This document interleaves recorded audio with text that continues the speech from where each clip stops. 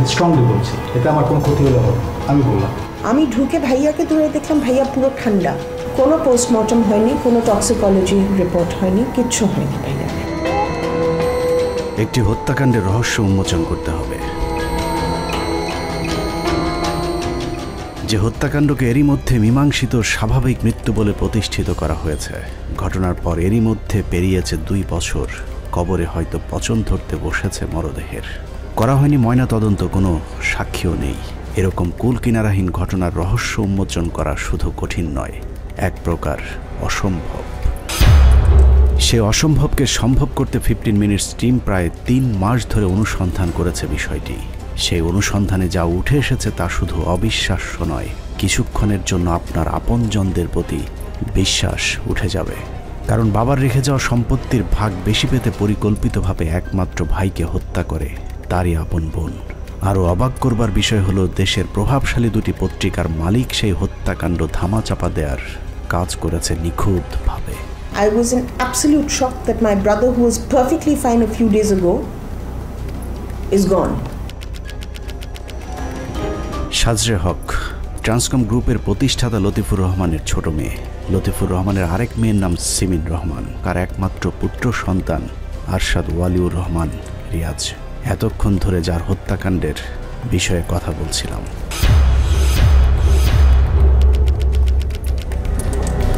লতিফুর রহমানের ছোট মেয়ে সাজরে হকের দাবি, তার ভাই ওয়ালিউর রহমানকে হত্যা করেছে তার বড় বোন সিমিন রহমান। আর সেই হত্যাকাণ্ড ধামাচাপা দেওয়ার কাজে সহায়তা করেছে প্রথম আলোর মতিউর রহমান এবং ডেইলি স্টারের সম্পাদক মাহফুজ আনাম। প্রথম আলোর অ্যানুয়াল ইভেন্টে, অ্যানিভার্সারিতে গত কয়েক বছর ধরে আমাকে দাওয়াত দেওয়া হয় না, but I am a sitting director, serving director of media star limited. আমি যখন মতি আঙ্কেলকে জিজ্ঞেস করলাম, মতিউর রহমান সাহেবকে জিজ্ঞেস করলাম যে আমাকে কেন দাওয়াত দেওয়া হয়নি, ওনার পাশে কিন্তু তখন দাঁড়িয়ে আছে মাহফুজ আনাম। উনি আমার দিকে তাকিয়ে আছেন, আমি বললাম যে হ্যাঁ আমাকে দাওয়াত দেওয়া হয়নি। আমি যখন এটা বললাম তখন মাহফুজ আনাম চোখ নামিয়ে ফেললেন, উনি আর আমার দিকে তাকালেন না। আর মতিউর রহমান এমনি করে আমাকে বললো, আমার হাত তো এরকম করে বাঁধা, তুমি বুঝো না? মানুষকে মানবতার শিক্ষা দেয়া মতি মাহফুজ কতটা ঠান্ডা মাথায় একজনকে হত্যা করে সেই ঘটনার সাবার করে ফেলেছেন, সেটাই দেখবেন 15 মিনিটসের আজকের অনুসন্ধানে।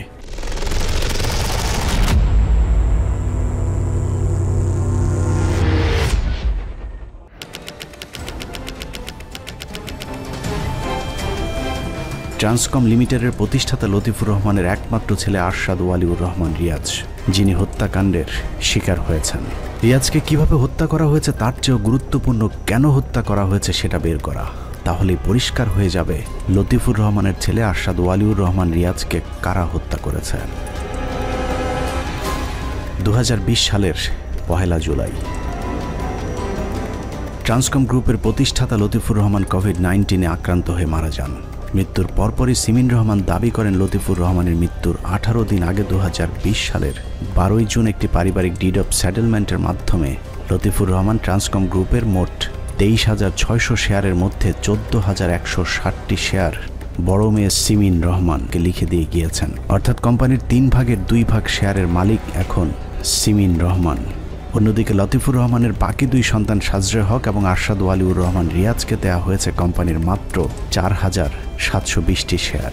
ওই ডিডে উল্লেখ করা হয়েছে লতিফুর রহমান তার শেয়ার কোনো সন্তানকে দান করেননি, বরং নামে মাত্র মূল্যে শেয়ারগুলো তার সন্তানদের কাছে বিক্রি করেছেন।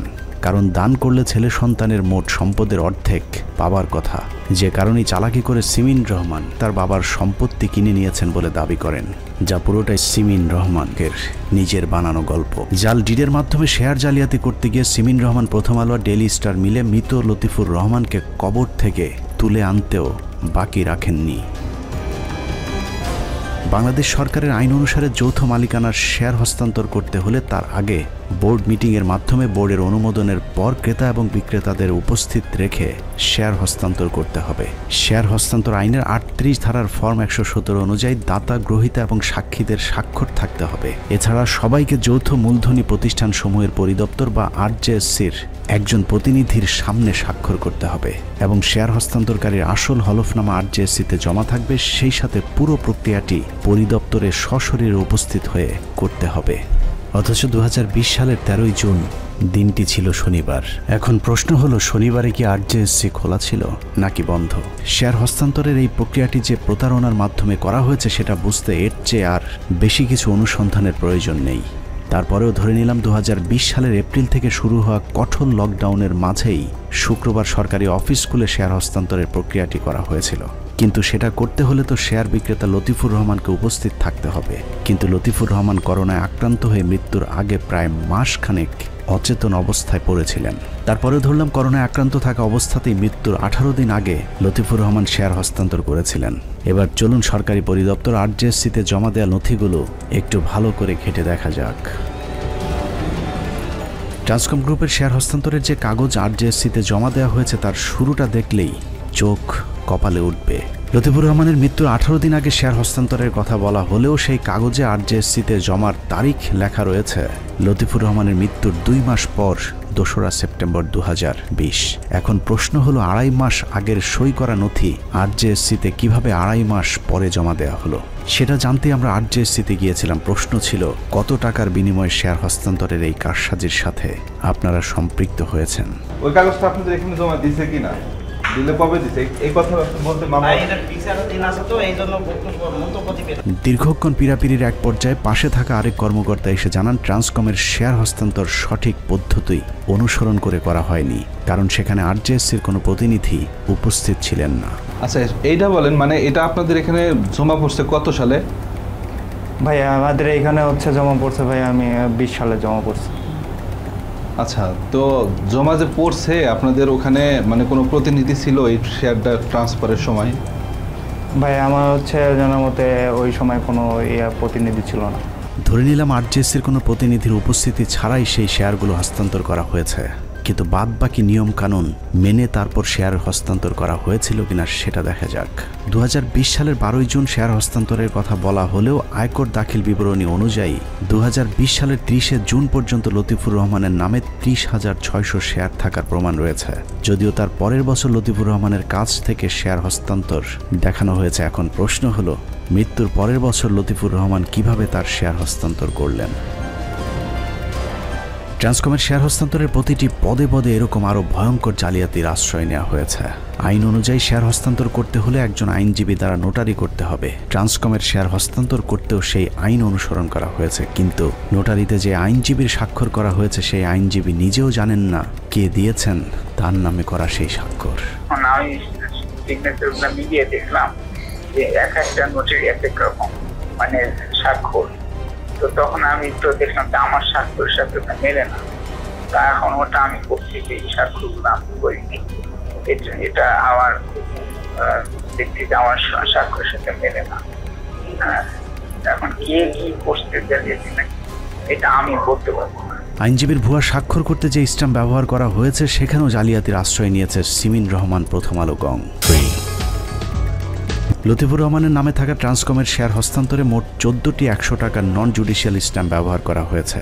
তার মধ্যে সাজরে হকের স্ট্যাম্প দুটি 2023 সালের, অথচ লতিফুর রহমানের মৃত্যু হয় 2020 সালে। পিবিআই তাদের তদন্তে treasury office, security corporation Bangladesh limited এবং বাংলাদেশ ডাক বিভাগে তদন্ত করে নিশ্চিত হয়েছেন সাজরে হকের স্ট্যাম্প দুটির বাজারজাতকরণের তারিখ ছিল 31 মে 2023, অথচ 2023 সালের স্ট্যাম্প ব্যবহার করা হয়েছে 2020 সালে।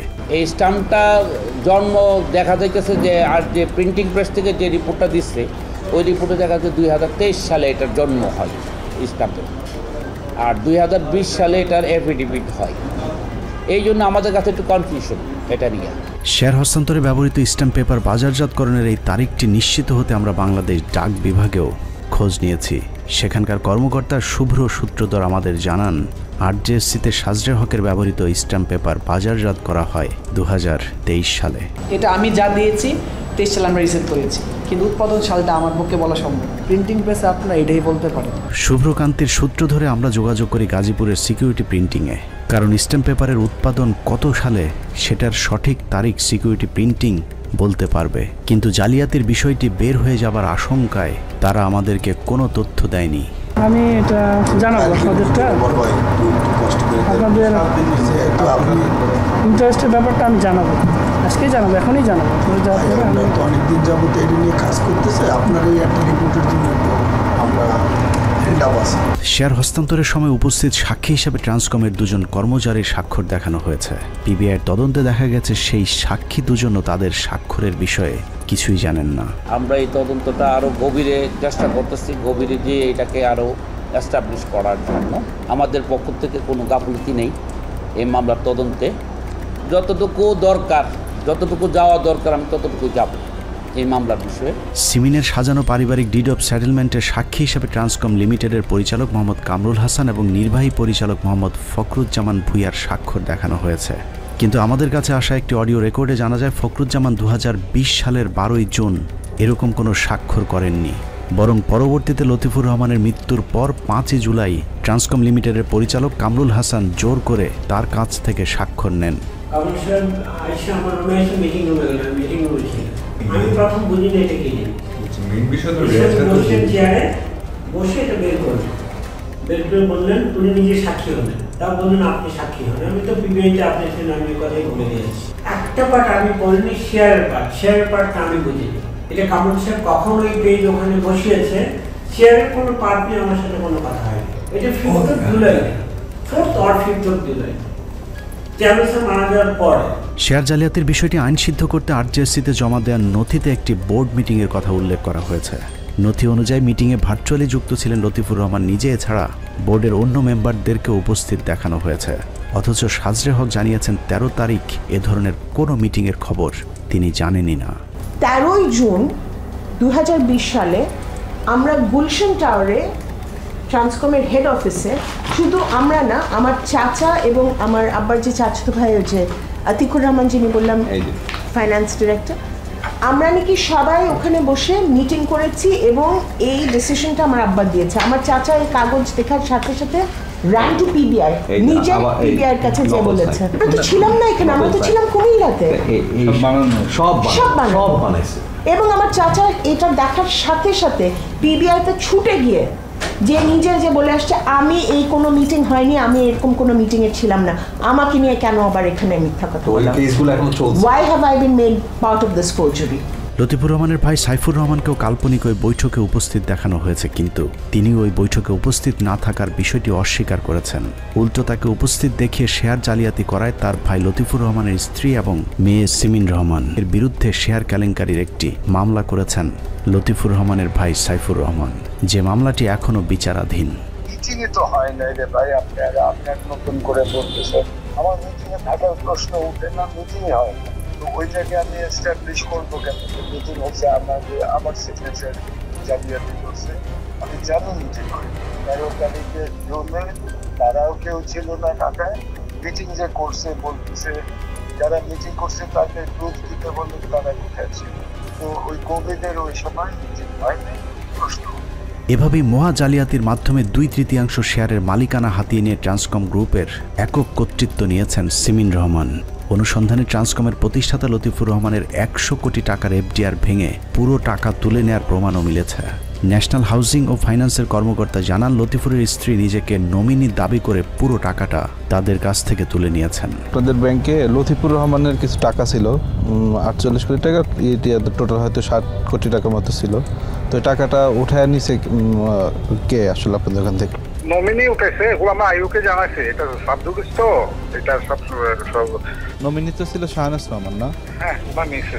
নিজেকে নমিনি দাবি করলে অনুসন্ধানে জানা যায় ন্যাশনাল হাউজিং এর তৎকালীন বোর্ড পরিচালক এবং ট্রান্সকম গ্রুপের নির্বাহী পরিচালক আব্দুল্লাহ আল মামুনের যোগ সাজসে অন্য ওয়ারিসদের বঞ্চিত করে পুরো টাকাটা তুলে নেন লতিফুর রহমানের স্ত্রী শাহনাজ রহমান। তবে খাতা কলমে শাহনাজ রহমান টাকা তুলেছেন বলা হলেও সেই টাকাও সিমিন রহমানের পকেটেই ঢুকেছে।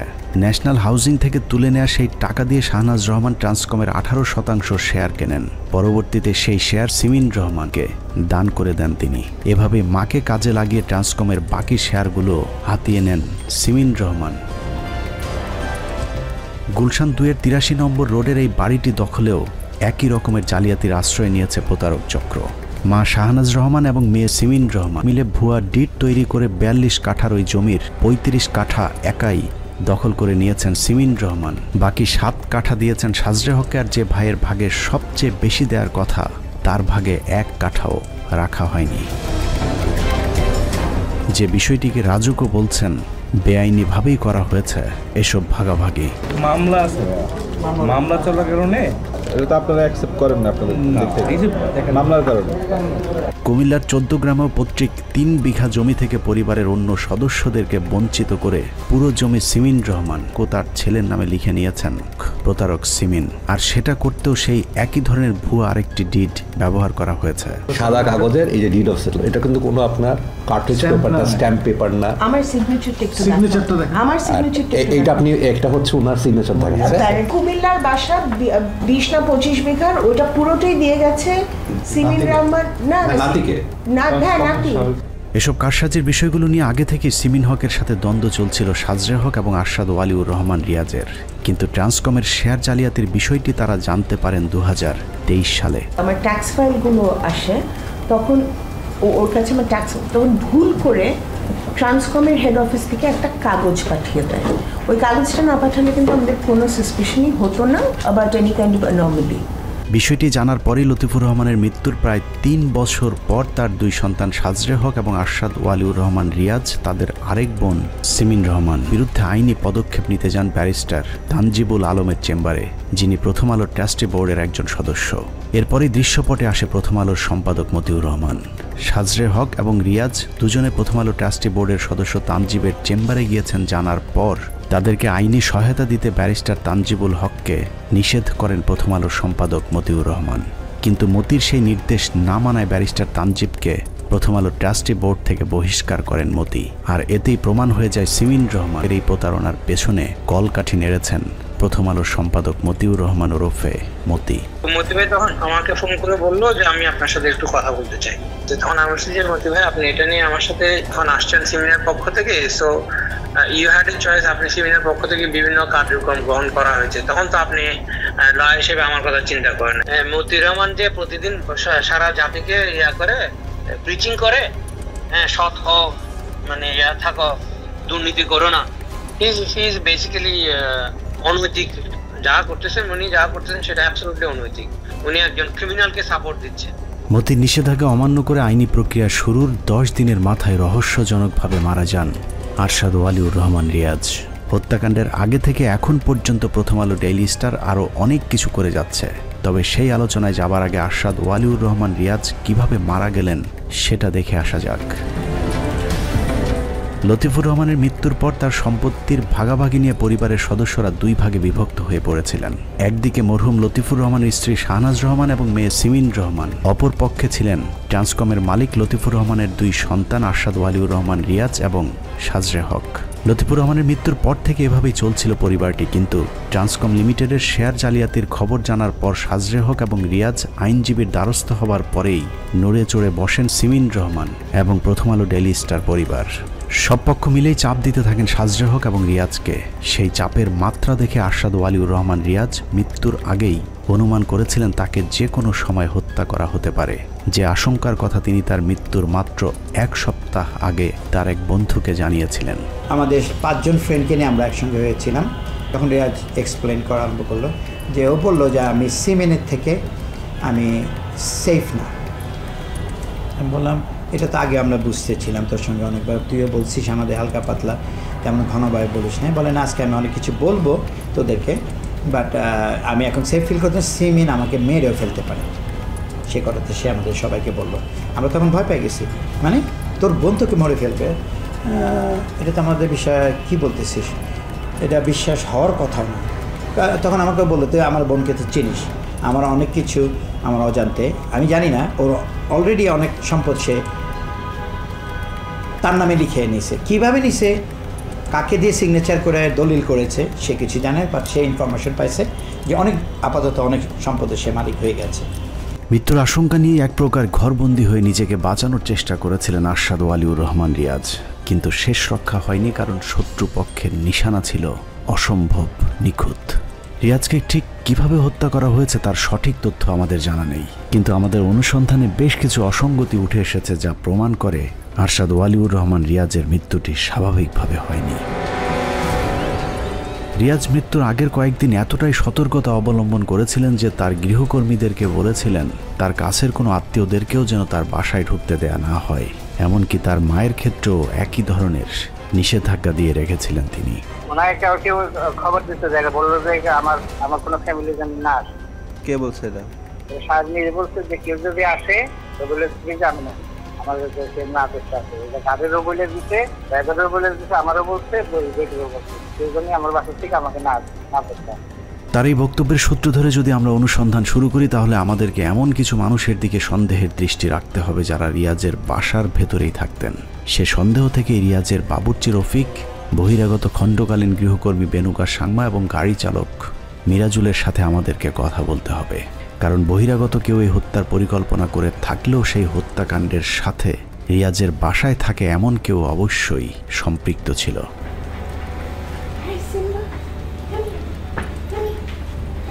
আরশাদ ওয়ালিউর রহমান রিয়াজের মৃত্যুর প্রায় 2 বছর পরেও রিয়াজের গাড়ি চালক এবং কাজের লোকদের খুঁজে পেতে আমাদের খুব বেশি বেগ পেতে হয়নি, কারণ তারা এখনও রিয়াজের সেই বাসাতেই থাকেন গুলশানের যেই বাসার প্রতি মাসে ভাড়া দিতে হয় 1 লক্ষ টাকা।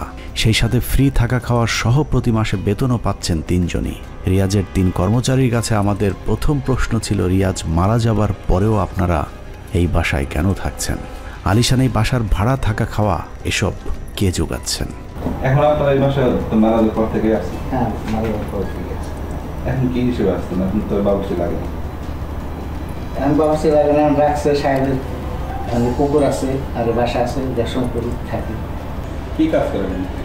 আমি তো কুকুরদের যে পেশা খাবো, ওদেরকে বুসুলখানা, যে ওদের যে গাওটা হলে যে ওষুধপাতি দেওয়া, এটুকুই আমার খাসা।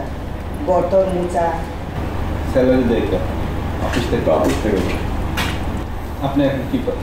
সারা এগুলোই দেখাশোনা করা, এই যে গাড়ি টিড়ি আছে মনে করেন বের করে চালানো, নষ্ট না হয় বা সার্ভিসিং করে ঠিক রাখা, এগুলোই আর কি। আর এদের যে বাজার টাজার যা লাগে এগুলো করতে। এই যে কুকুরে এদের খাবার টাবার আমরা এখানে দুপুরে খাই। কুকুর পুষতে কাজের লোক প্রয়োজন হলেও গাড়ি চালক কেন আছেন সেটা জিজ্ঞেস করতেই শুরু হয় লুকোচুরি। রিয়াজের গৃহকর্মী রফিক আমাদেরকে জানান মিরাজুল এখন ট্রান্সকম কোম্পানির গাড়ি চালায়, কিন্তু মিরাজুল জানায় ট্রান্সকমের সাথে তার কোনো সম্পর্ক নেই। রিয়াজ সাহেবের ড্রাইভার ছিল? ড্রাইভার। এখন কি করেন? এখনও ড্রাইভারই। গাড়ি রেশন করে, ওখানে 2 গাড়ি আছে, ওই বাসায় 2 গাড়ি আছে, আর যেখানে পাঠায় আর কি ওখানে যান। কে পাঠায়? অফিস থেকে। মানে এখন অফিসের ড্রাইভার? অফিসের ড্রাইভার। ট্রান্সকমের সাথে তো কোনো কাজ করেন? অফিসের তো কোনো কাজ করেন না? অফিসের তো কোনো কাজ করে, অফিসে কোনো ডিউটি দেয়নি এখন। মারা যাবে আপনার ডিউটি দেয়নি? না না, মারা যাওয়ার কোনো ডিউটি নেই, পার্মানেন্ট ডিউটি কোনো নেই। ট্রান্সকমের অফিস মানেই সিমিন রহমান, কারণ ওই প্রতিষ্ঠানের পুরো নিয়ন্ত্রণ এখন তার হাতে। কিন্তু হঠাৎ করে মৃত ভাই রিয়াজের চাকর বাকরদের প্রতি সিমিন রহমানের এত দরদ কেন উতলে উঠল? অনুসন্ধানে জানা যায় আরশাদ ওয়ালিউর রহমান রিয়াজের মৃত্যুর আগের 1 বছর তার বোন সিমিন রহমানের সাথে রিয়াজের যোগাযোগ বন্ধ ছিল। একজন আরেকজনের মুখও দেখতে চাইতেন না। সম্পর্ক খারাপ ছিল? আপনি একটু লয়ারের কাছে নিয়ে গেছেন? লয়ারের কাছে যাওয়ার সময় আমি ভাইয়ার গাড়িতে যাইনি? আমি গাড়িতে ছিলাম না ভাইয়ার সাথে? মৃত্যুর আগে ভাইদের সাথে কথা না বললেও রিয়াজের মৃত্যুর পর নিজের টাকা খরচ করে ভাইয়ের চাকর বাকর পুষছেন সিমিন রহমান। কিন্তু কেন? এই এক প্রশ্নের উত্তরের মাঝেই মিলবে অনেক প্রশ্নের জবাব। রিয়াজ ছিল 1000 কোটি টাকার মালিকের একমাত্র পুত্র সন্তান, অথচ অসুস্থ হবার পরেও রিয়াজের মৃত্যু হয়েছে চিকিৎসা ছাড়াই। হাসপাতালে যখন নেওয়া হয়েছিল ততক্ষণে রিয়াজ মারা গিয়েছিলেন। ইউনাইটেড হাসপাতাল থেকে রিয়াজের ডেথ সার্টিফিকেটে মৃত্যুর কারণ হিসেবে লেখা হয়েছে আননোন, অর্থাৎ অজানা কারণে মৃত্যু হয়েছে রিয়াজের। যদি ইউনাইটেড হাসপাতাল কর্তৃপক্ষ আমাদেরকে আনুষ্ঠানিকভাবে কোনো তথ্য দিতে রাজি হয়নি। ওই পেশেন্ট ওখানে ওই দিন 2023 সালের জুনে আপনাদের ওখানে গিয়েছিল কিনা, বা আপনাদের ওখান থেকে রিলিজ হয়েছে কিনা, এই তথ্য আমাদের মানে দেওয়া যাবে না? মানে এরকম কিছু আমাদের পলিসিতে ওরকম জানাই আর কি। পলিসিতে বলতে আপনাদের ওখান থেকে বের হয়েছে এটা আপনারা বলবেন না? কনফিডেন্সিয়ালিটি ইস্যুতে কোনো ইনফরমেশন, কোনো পেশেন্টের ইনফরমেশন এভাবে দেওয়া যায় না আর কি, বুঝছেন আমাদের হাসপাতালে। সাধারণত রহস্যজনক অপমৃত্যুর ক্ষেত্রে লাশ পোস্টমর্টেম করা হয়। রিয়াজের ক্ষেত্রেও হাসপাতালের কর্তব্যরত চিকিৎসক পোস্টমর্টেম করার নির্দেশ দিয়েছিলেন, কিন্তু সেখানেও প্রভাব খাটিয়েছে তার বোন সিমিন রহমান। রিয়াজের ছোট বোন সাজরে হক জানিয়েছেন সিমিন রহমানের ঘনিষ্ঠ ডাক্তার মুরাদের হস্তক্ষেপে সুরতহাল ছাড়াই আরশাদের ডেড বডি হাসপাতাল থেকে রিলিজ করিয়ে নেয় তারা। সো আরশাদ আমার হাজব্যান্ড ওনার সাথে যায় ওখানে, যাওয়ার পরে এসকেএফের টিম ওখানে থাকে, ডক্টর মুরাদ থাকে। ডিউটি ডক্টর এসে ভাইয়াকে দেখে ধরে বললো যে ওনাকে এখন কেন আনা হয়েছে, উনি তো অনেক আগে মারা গেছেন। এবং এটা নিয়ে পুলিশ রিপোর্ট করা হয়েছে, কারণ এরকম মৃতদেহ যদি নিয়ে আসে কেউ আনে হসপিটালে, ওটা একটা পুলিশ রিপোর্ট করতে হয়। তখন ডক্টর মুরাদ ওখানে ঘুরে বললেন যে না, আমি ওনার ফ্যামিলি ফিজিশিয়ান,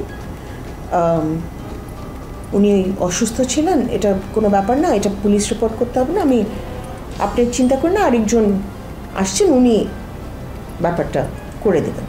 কোনো পোস্টমর্টম হয়নি, কোনো টক্সিকোলজি রিপোর্ট হয়নি, কিচ্ছু হয়নি। আমরা এসকেএফের সেই ডাক্তার মুরাদের সাথে কথা বলেছিলাম, কিন্তু তিনিও আমাদের সাথে বিষয়টি নিয়ে রহস্যজনকভাবে এড়িয়ে গেছেন। এই বিষয়ে বেটার হয় আপনি ওনার উকিলের সাথে কথা বলেন, বিকজ অফ আসলে আমি এইসব চ্যাপ্টারের মধ্যে এখন আর কোনো কথাই বলতে চাচ্ছি না।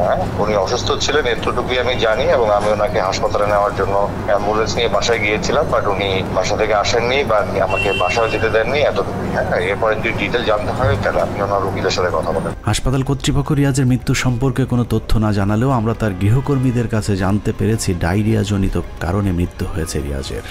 বেনুদার বলছে যে আমি ছিলাম না, বেনুদার বলে যে আমার একটু পেটটা ডিস্টার্ব পেয়ে অবশ্যই বসছে। কি হয়েছিল না জানেন? মারা গেছে স্যারের ওষুধ ছিল, ওদের ডায়রিয়া ছিল, ওই ডায়রিয়া থেকেই তো ডায়রিয়া করে মারা গেছে। ডায়রিয়াতে মানুষ মরতেই পারে, কিন্তু রিয়াজের গৃহকর্মীদের এক একজনের এক এক রকম বক্তব্য রহস্যের জন্ম দেয়। আসলে কি ডায়রিয়ায় মৃত্যু হয়েছিল রিয়াজের, নাকি অন্য কিছু, যে কারণে গৃহকর্মীদের প্রতিটি বক্তব্য আমরা অত্যন্ত সতর্কতার সাথে প্রত্যক্ষ করেছে। এখানে রাখছে, রাখার পরে সাহেব নিজে প্যাকেটের ডিউটির দিকে নিজে ছেড়ে এখানে নিজেই করে, কারণ স্যার মিলে দিই বা না মিলে, পরে এখানে রেখে সাহেব নিজে মিলেছে, মিলে ওই কাপের মধ্যে বাটির মধ্যে খেতে পারে, চামচে খেতে পারে না। পরে আবার ওই কাপে নিয়ে দিচ্ছি, কাপের মধ্যে ঢেলে দিচ্ছি, পরে 2 গ্লাস খাইছে, আর বাকিটা এখানে নিয়ে দিচ্ছে। তারপর আবার দুপুরবেলা বলছে, ডাকছে আমাদের, সেজন্য ওই ডাকছে, ডাকার পর আমি এসেছি, পরে বিকালে আর গ্লাস স্যুপ বানিয়ে দিই। রফিকের বক্তব্য অনুযায়ী ডায়রিয়া হবার পর ঢক ঢক করে 2 গ্লাস স্যালাইন খেয়ে নেয় রিয়াজ, কিন্তু তারপরেও পরিস্থিতির উন্নতি হয়নি।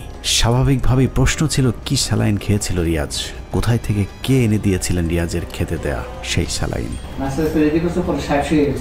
মিরাজুলের বলছে, ও সাহেব অফিসে মিরাজুলের নাকি সাহেবদের বলছে যে একটা স্যালাইন, ওই স্যালাইন আনছে, ওই স্যালাইন, রাইস স্যালাইন। অনুসন্ধানের এই অংশেই উঠে আসে বহিরাগত সেই পক্ষের পরিচয়, যাদের ভয়ে আরশাদ ওয়ালিউর রহমান রিয়াজ ঘরবন্দি হয়ে বসেছিলেন। রিয়াজ নিজেকে গৃহবন্দী করে রেখেছিলেন, কিন্তু আগেই বলেছি শত্রুপক্ষের নিশানা ছিল আরও নিখুঁত। ট্রান্সকমের কর্মচারী সাব্বিরের দেয়া সেই স্যালাইন খাবার পরেই ধীরে ধীরে মৃত্যুর দিকে এগিয়ে যায় রিয়াজ। আমাদের ধারণা ওই স্যালাইনে এমন কিছু মেশানো হয়েছিল যা খেয়ে রিয়াজের মৃত্যু হয়েছে, এবং তার সাথে জড়িত রিয়াজের গৃহকর্মী রফিক এবং গাড়ি চালক মিরাজুল, যে কারণে ট্রান্সকমের কর্মচারী সাব্বিরের দেয়া সেই স্যালাইন রিয়াজের বাসায় কে গ্রহণ করেছিল সেই প্রশ্ন করতে গৃহকর্মীদের সকলেই একদম নীরব। আপনি স্যালাইনটা কার থেকে পাইছেন?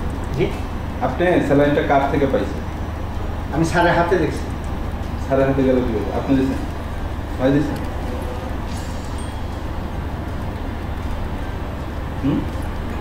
কেন? কিছুক্ষণ চুপ থাকার পর রফিক একটা উত্তর খুঁজে বের করেন, বলেন নিহত রিয়াজ নিজেই নাকি সাব্বিরের হাত থেকে স্যালাইন বুঝে নিয়েছিলেন, কিন্তু কিছুক্ষণ আগে রফিকই বলেছিলেন রিয়াজ একা একা বিছানা থেকে উঠতেও পারছিলেন না, তাহলে হেঁটে গিয়ে নিচে থেকে স্যালাইন কিভাবে আনলেন? আমার মনে হয় সাহেবই এটা রিসিভ করে, মানে সাব্বিরে গেলে পাওয়া যাবে। রিয়াজ বেঁচে নেই, তবে ট্রান্সকমের কর্মচারী সাব্বিরের কাছে জানার সুযোগ আছে সাব্বির সেদিন রিয়াজের বাসায় স্যালাইন কার হাতে দিয়ে এসেছিলেন। আপনি কোনো স্যালাইন ট্যালাইন কিছু নিয়েছিলেন? স্যালাইন তো একটা রাইস ছিলেন না কি জানি, ওই দিন না তার আগের দিন জানি একটা কিনে ফার্মেসি থেকে পরে নিয়ে গেছিলাম। আর ওই স্যালাইনটা নিয়ে এসে আপনি কাকে দিয়েছিলেন ওই বাসার? ওই বাসার ওই যে রান্না করে যে বাবুর্চি থাকে, তারপরে রেণুকাপা আছে, ওই যে পুকুরে যে দেখাশোনা করে, তাদের যে কোনো একজনের কাছে একটু দিচ্ছিলাম আমি। মানে হচ্ছে মিরাজ, রফিক বা রেণুকা, ওনাদের কারো কাছে দিছিলেন? যে কোনো একজনের কাছে। সাব্বিরের বক্তব্য জানার পর আমরা আবারও গিয়েছিলাম রিয়াজের বাসায়। গৃহকর্মী রফিকের কাছে আবারও প্রশ্ন ছিল সাব্বির সেদিন স্যালাইন কার হাতে দিয়ে এসেছিল। এবার রফিক বুঝতে পেরেছে আমরা আসল ঘটনা জেনে গিয়েছি, যে কারণে বুদ্ধি করে তার বক্তব্য পাল্টে পুরো দায় চাপিয়ে দেয় গাড়ি চালক মিরাজুলের উপর। ওই স্যালাইনটা কি আগে থেকে বাসায় ছিল না কেউ কিনে নিয়ে আসছিল? না, ওটা সাহেবই বলে দিতে, পরে সাহেব বলার পরে ওটা নিয়ে আসছে। সাহেবকে? এসে ও উনি বলে দিয়েছে, তারপরে নিয়ে আসছে কি আপনি? না, ও ড্রাইভার নিয়ে আসছে। রফিকের দাবি রিয়াজকে রেখে তিনি ঘর থেকে বের হবার কিছুক্ষণ পরেই গাড়ি চালক মিরাজুল এসে তাকে জানায় রিয়াজ মারা গেছেন। সাহেবের কাছ থেকে রফিক ভাই কয় সাক্ষী লড়ে না, আমি কী কর, আমি মাত্র দেখে এলাম, পরে গেছি, দিয়ে শরীর গরম, আমি ঘাম এখানে পানি পড়তেছে ওই কম্বলটা যে ব্ল্যাঙ্কেট গায়ে ওইটা দিয়ে দিলাম। এরপর থেকেই মিরাজুল পলাতক। আমরা অনেক চেষ্টা করেও তার সাথে যোগাযোগ করতে পারিনি, যে কারণে নানা রহস্যের ডালপালা গজিয়েছে রিয়াজকে খাওয়ানো সেই স্যালাইন নিয়ে। স্যালাইন খাইয়ে রিয়াজের অবস্থার আরও অবনতি হলে তাকে ইঞ্জেকশনের মাধ্যমে আরেকটি স্যালাইন পুশ করবার তথ্য বেরিয়ে এসেছে কাজের মেয়ে বেনুকার বক্তব্য থেকে। নার্স ছিল আগের দিন, মারা যাওয়ার আগে। পরে এখানে এসে পরে এতে স্যারকে করছিল, পরে স্যারকে বলছিল হাসপাতালে তুমি যাও, এটা বলছিল। স্যার বললেন না, আমি যাবো না, যদি করলে আমাকে এখানে চিকিৎসা করো। বেনুকার দেওয়া তথ্য অনুযায়ী আমরা গুলশান 2 অবস্থিত আলনুর ফার্মেসির কর্মচারী রিপনের কাছে যাই। রিপন জানায় রিয়াজের গাড়ি চালক মিরাজুল তাকে স্যালাইন পুশ করার জন্য ডেকে নিয়ে গিয়েছিলেন, কিন্তু সেই স্যালাইনে কি ছিল সেটা তিনি জানেন না। মিরাজ ভাই আমার 9টার দিকে এসে বললো স্যারের একটা ইঞ্জেকশন পুশ করতে হবে, মালিকের সাথে কথা বলো। মালিক বলল যাও।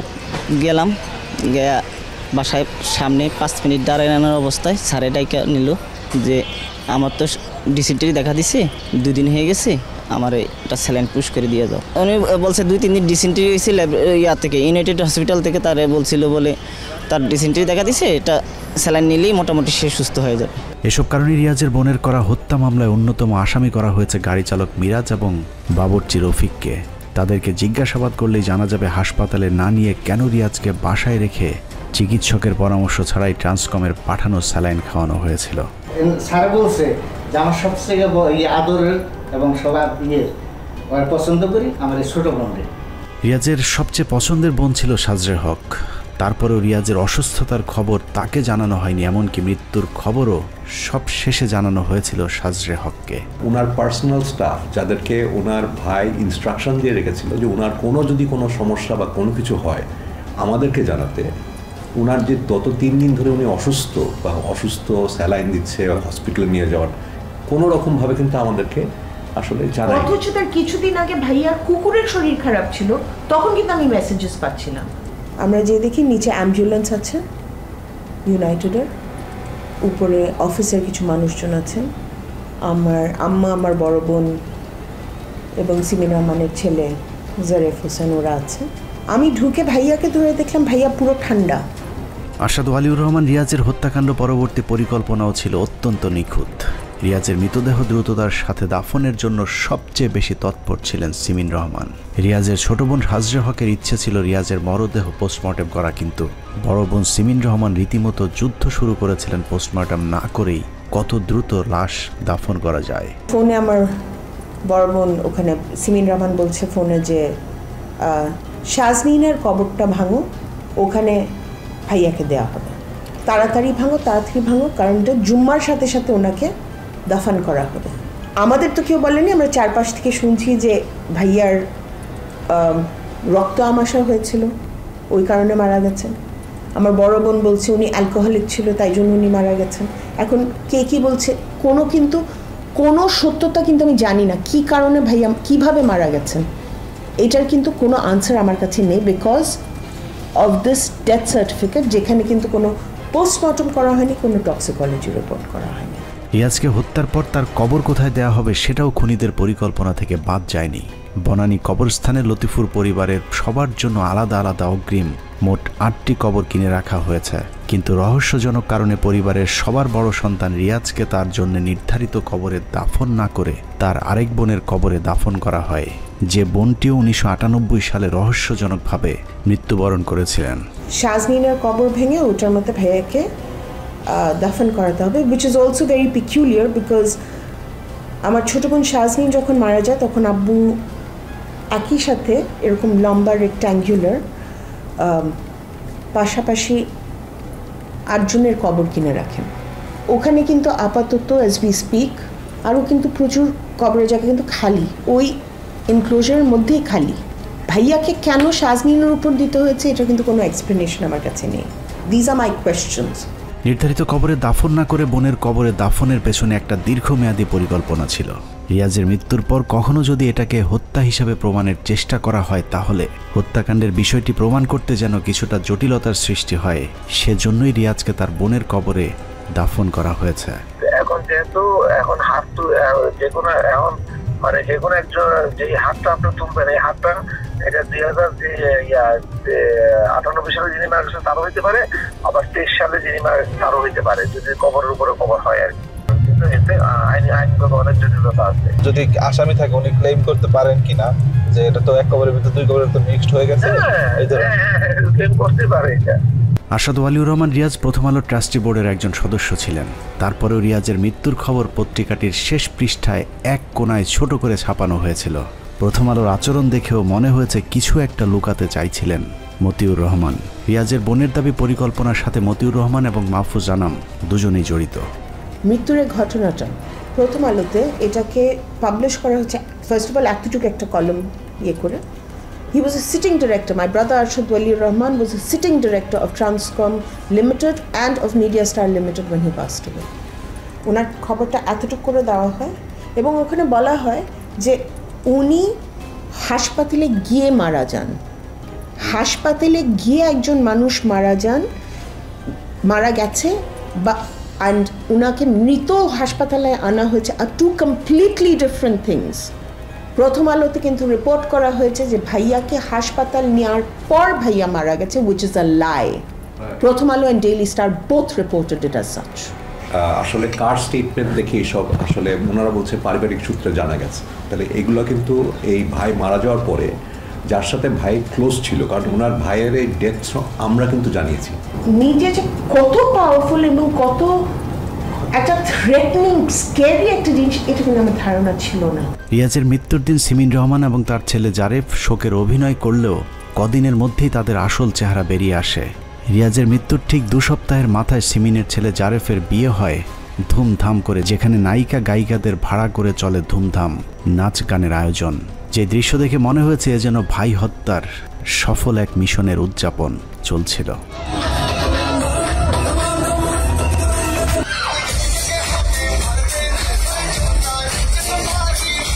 রিয়াজ হত্যার আগে পরের পুরো ঘটনা মিলিয়ে দেখলে এটা পরিষ্কার যে সিমিন রহমান এবং তার ছেলের যোগ সাজসে এই হত্যাকাণ্ড ঘটানো হয়েছে, এবং তাদের হত্যাকাণ্ডে মূল সহায়তাকারী ছিল রিয়াজের গাড়ি চালক মিরাজুল এবং গৃহকর্মী রফিক। যে কারণে রিয়াজের ছোট বোন সাজরে হক বাদী হয়ে গুলশান থানায় একটি হত্যা মামলা দায়ের করেছিলেন। যে মামলায় সিমিন রহমান, তার ছেলে জারিফ, গাড়ি চালক মিরাজুল এবং গৃহকর্মী রফিক সহ মোট 11 জনকে আসামি করা হয়েছে। সেই মামলা দায়েরের পর থেকে পুরো ঘটনাটি নিয়ন্ত্রণ করেছে প্রথম আলো daily star. 7th of June, Mr. Matiur Rahman, editor of Pratham Alo, goes to Tanjibul Alam's office and tells him to drop the case. যে সিমিন রহমান পাঠিয়েছে, তুমি এই কেসটা ড্রপ করো, অনেক বেশি আমাদের থেকে পাবা। এবং আমাকে সুশীল সমাজের মানুষজন এসব বলেছে যে তুমি যদি এখন জাস্টিস চাও তাহলে তো তোমার আব্বার নামটা ধ্বংস হবে। আমি একটা মিনিট, আমি কি চুরি করেছি? তো বলে না, সেটা তো বলছি না।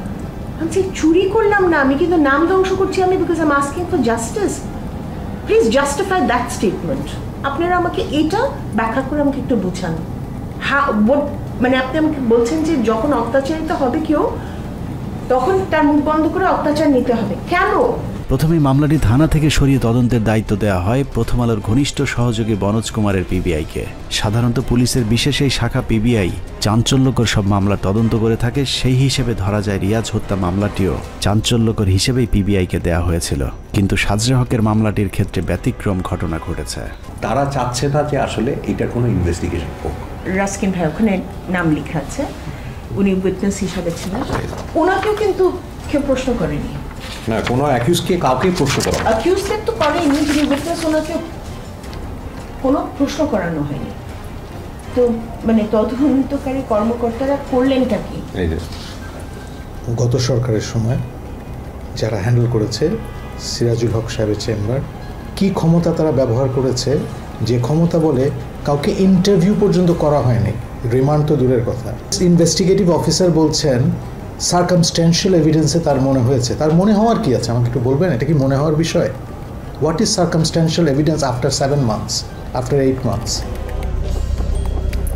পিবিআই চাইলেও সিমিন রহমান সহ পরিবারের অনাগ্রহের কারণেই রিয়াজের মরদেহ কবর থেকে উত্তোলন করা সম্ভব হয়নি, যে কারণে বাধ্য হয়ে চূড়ান্ত প্রতিবেদন জমা দেয় পিবিআই। উনিও কিন্তু বারংবার সময় নিচ্ছিল, হ্যাঁ, যে আমি পরে জানাবো, আমরা উত্তোলন করতে চাই না শাশুড়ির সাথে, মানে এইরকমই বারংবার যতবার বলছি একই কথা। ওনারা চাইনি।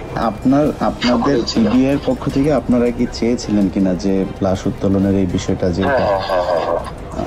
আমরা চেয়েছিলাম। পিবিআই চূড়ান্ত প্রতিবেদন জমা দেওয়ার পর আসিফ নজরুল ম্যাজিকে বাংলাদেশের বিচার বিভাগ নতুন এক নজির সৃষ্টি করেছে। পিবিআইয়ের চূড়ান্ত প্রতিবেদন জমার পর আদালতের নোটিশ বাদীর কাছে না দিয়ে আব্দুল্লাহ আল মামুন নামে একজনের হাতে দেওয়া হয়েছিল, যিনি সিমিন রহমানের গৃহকর্মী।